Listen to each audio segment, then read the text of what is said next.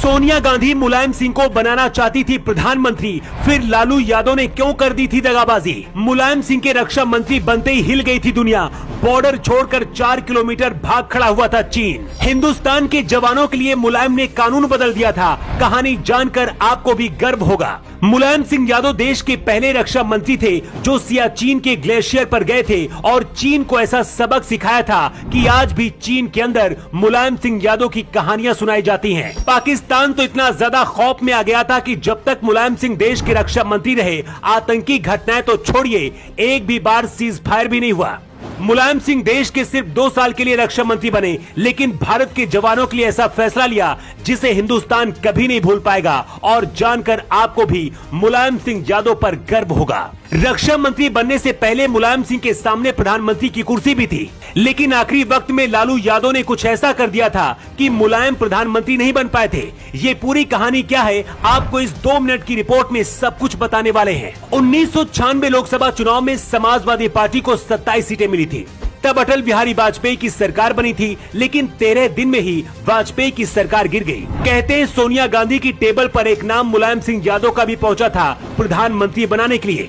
सोनिया गांधी मुलायम को प्रधानमंत्री बनाने के लिए तैयार भी थी, लेकिन आखिरी वक्त में लालू यादव ने मुलायम का विरोध कर दिया, जिसके बाद कांग्रेस ने एचडी देवगौड़ा को देश का प्रधानमंत्री बना दिया।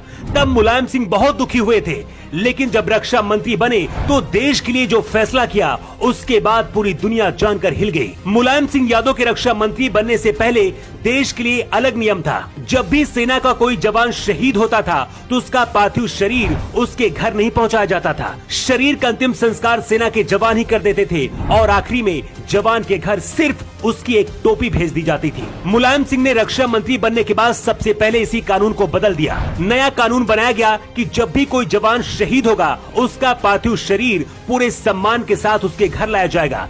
डीएम और एसएसपी शहीद जवान के पार्थिव शरीर के साथ उसके घर जाएंगे। मतलब अगर आपके शहर में भी किसी शहीद का सम्मान के साथ अंतिम संस्कार होता है तो वो सिर्फ मुलायम सिंह यादव की वजह से ही संभव हो पाया है। उससे पहले शहीद का शव घर नहीं लाया जाता था, बल्कि सिर्फ उसकी टोपी भेज दी जाती थी, जिससे घर वालों को पता चल जाता था कि उनका बेटा शहीद हो गया है। मुलायम सिंह भारत के पहले रक्षा मंत्री थे जो सियाचिन के पहाड़ों पर गए थे।